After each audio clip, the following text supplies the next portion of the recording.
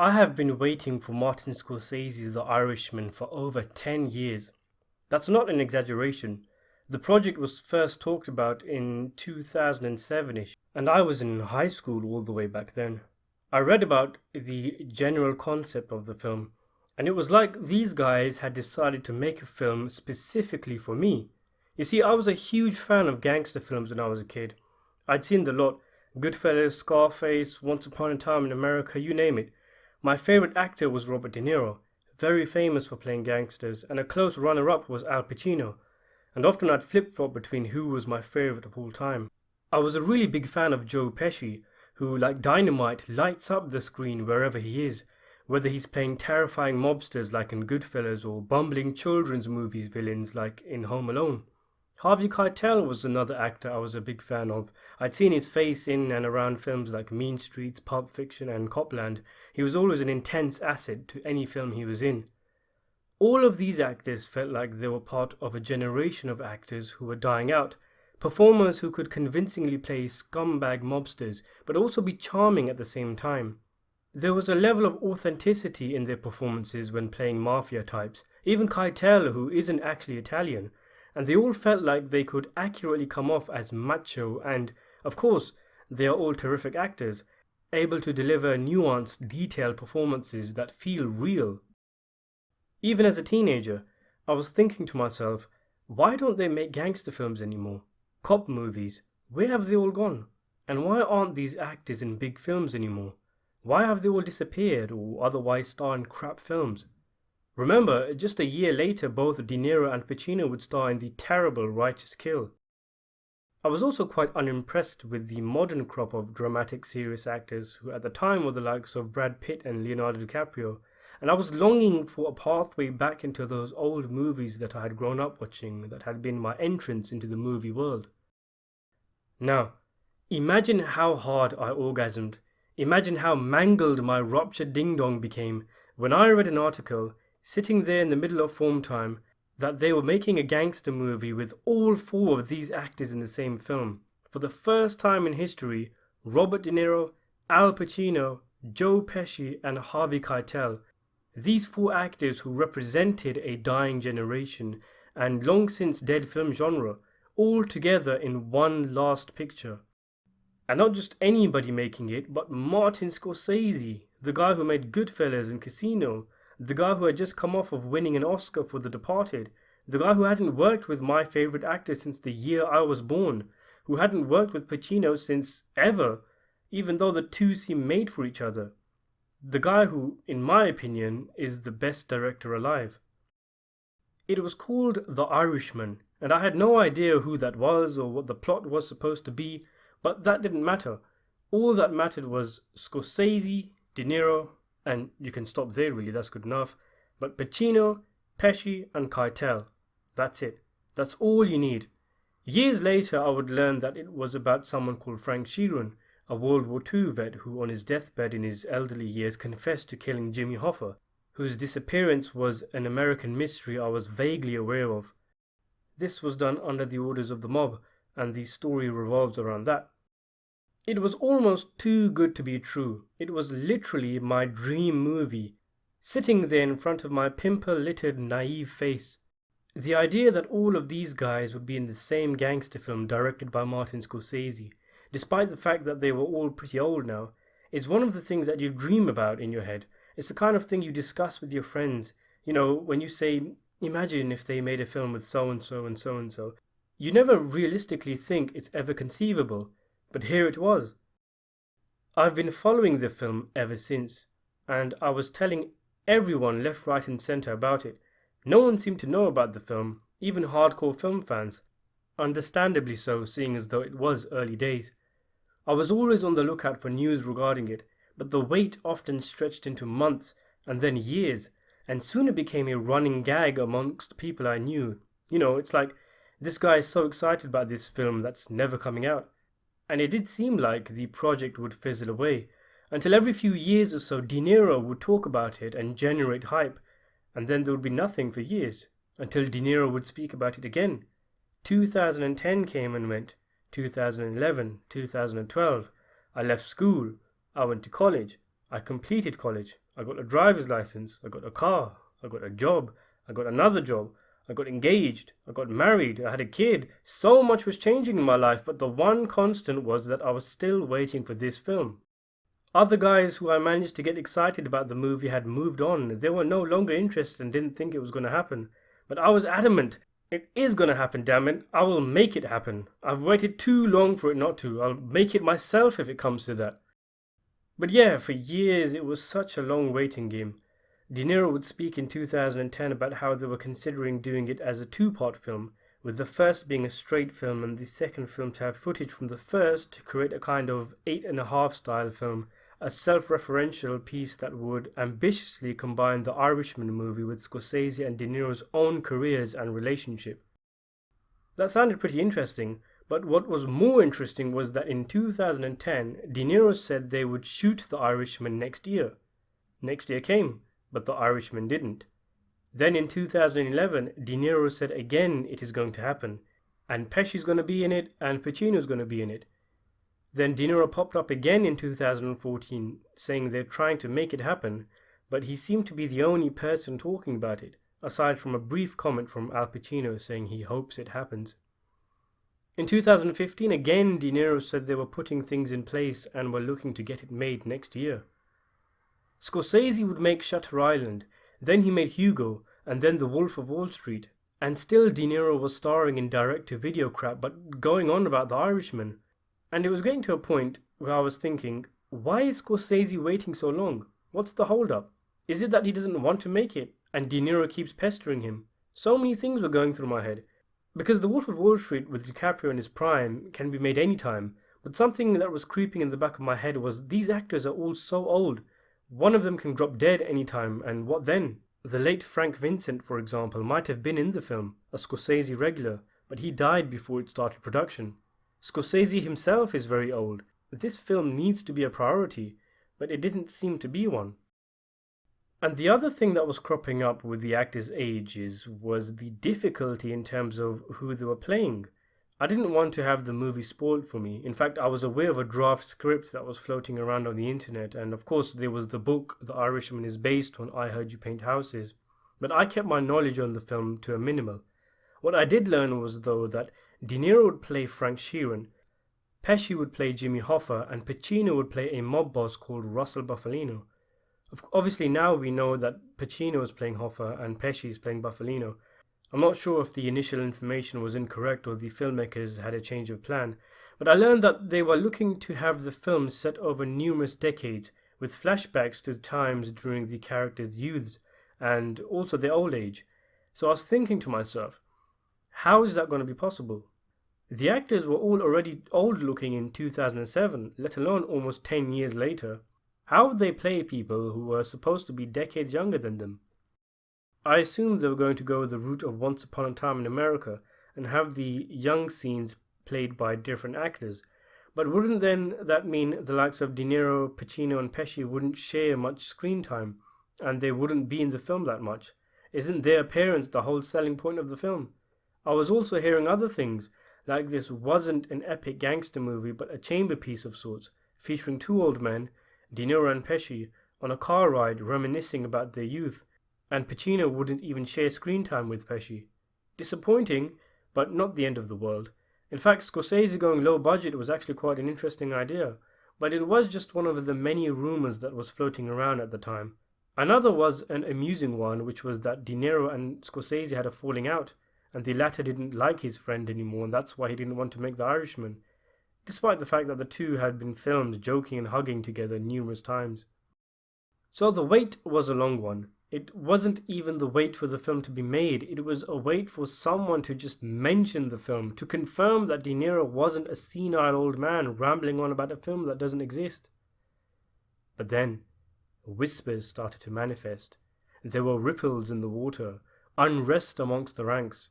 News was bubbling that things were being brought together to get The Irishman off the ground. And Scorsese had no concrete projects on the cards after The Wolf of Wall Street. Surely this is the time. But then, incoming cockblock.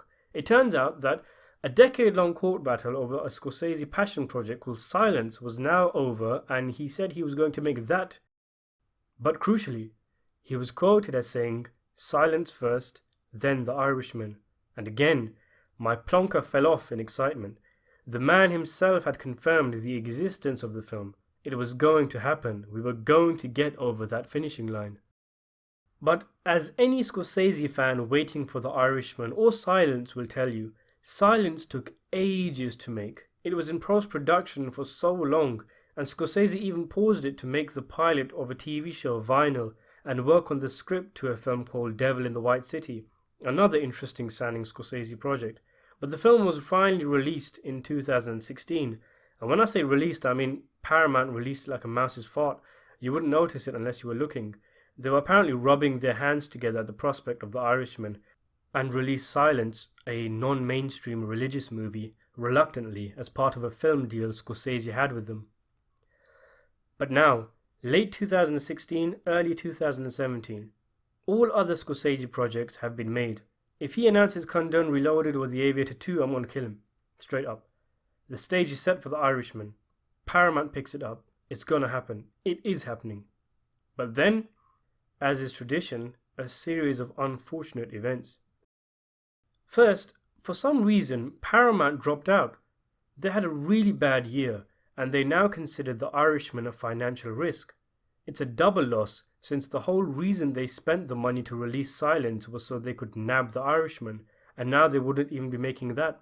It apparently was going to cost 50 million, then 100 million, then 150 million, and then something like $200 million. What the hell?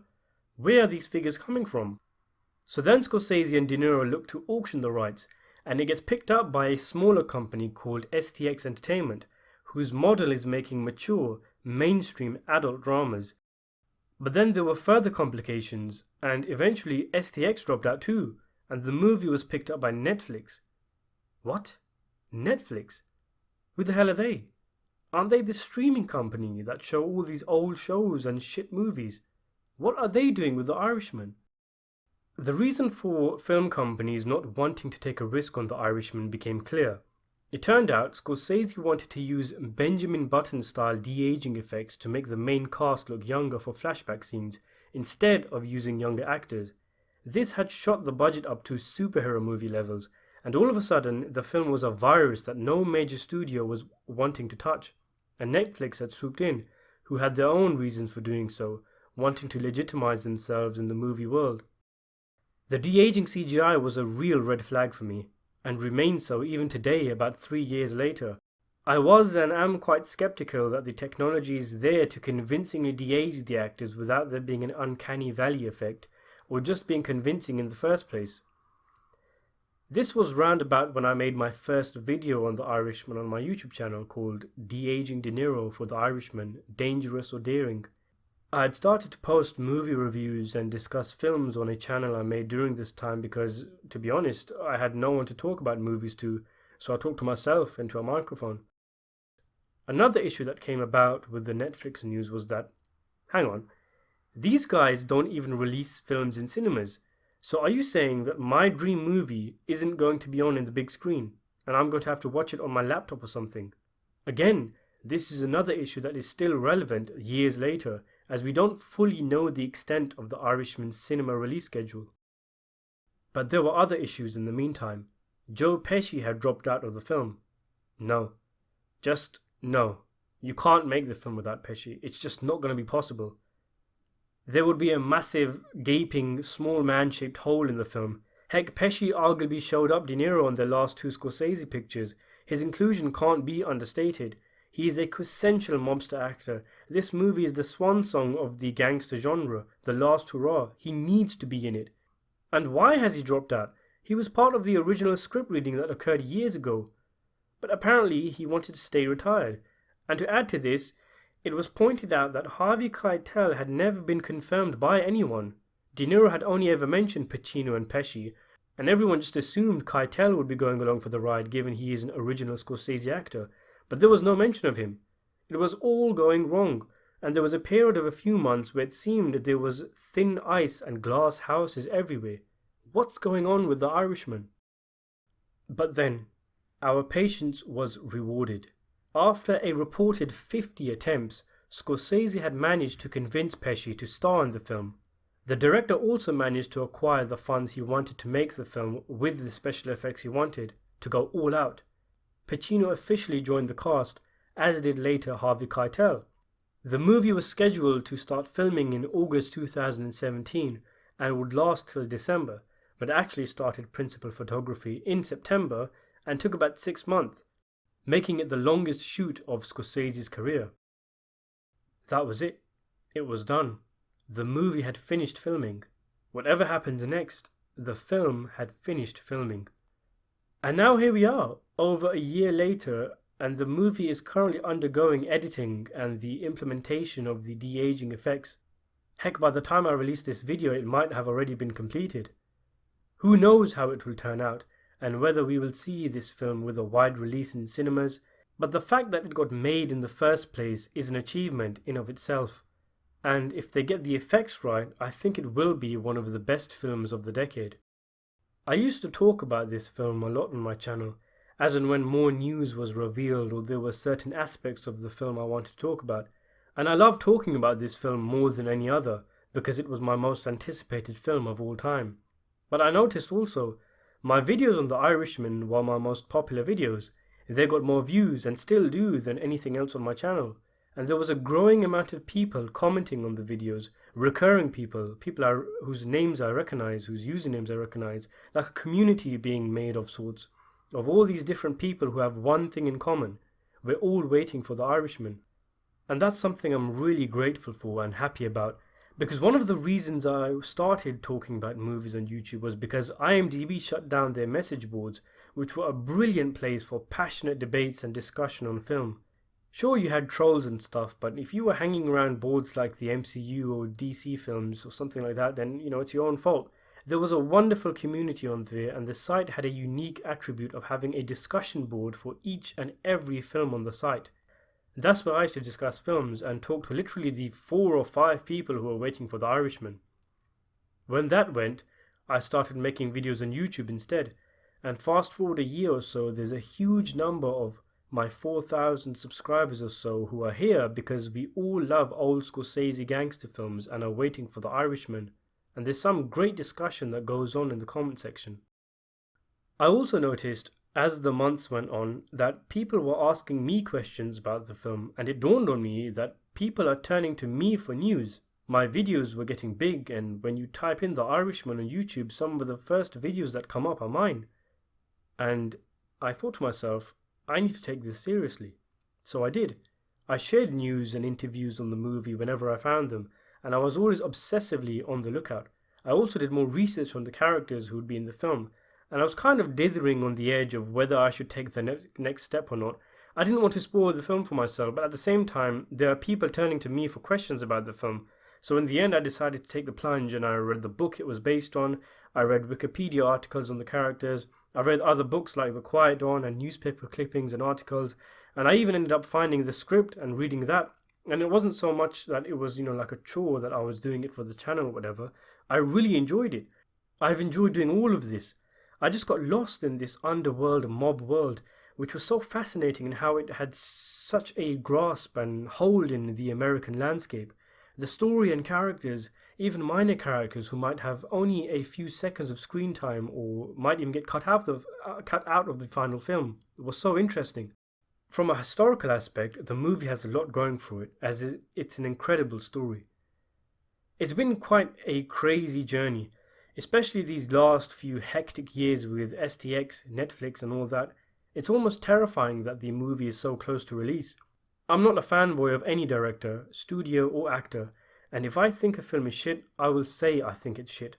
But at the same time, this film is different to any other, personally, because I've invested so much time and energy into it. What am I going to do after it comes out, after spending so many years waiting for it? How can I adjust my level of expectations to actually enjoy this film I've been waiting for so long when I actually see it? It's quite daunting that the film is so close. I've read the book, the script, almost every interview on it, bios of all the main characters. I probably know more about the film than anyone else not involved in the production. Over 10 years I've been following it, remember? And imagine it comes out, and it's just okay. A 7 out of 10. A decent film. Or maybe even a rare Scorsese misfire. How am I going to take that? But to be honest, it is what it is. If it's good, it's good. If it's bad, it's bad. I want this to be the best gangster film of all time. I want this to be the movie Scorsese is remembered for and everyone remembers De Niro, Pacino and Pesci for. But realistically, the best I can hope for is an excellent crime drama that just happens to star some of my favourite actors. And if the film is that, then that isn't a bad thing. And I can't blame the film for the amount of anticipation I've built up for it. Maybe before the film comes out, about a week or so, I won't go online and look at the reviews and the critical consensus, seeing what people think of the effects, the old actors or the film itself. Just go cold turkey, readjust my expectations and then go in knowing it's just another film. And watching it with that mentality. I doubt that's going to happen, and I can't see the film matching my impossible expectations. But here's hoping 2019's or 2020's or whenever the heck the film is confirmed to come out at the time of this recording, Martin Scorsese's The Irishman is a film that captivates audiences, that moves us, that makes us laugh and makes us think, that shocks us and provides us with thrills. Here's hoping for a good picture. Thanks for watching.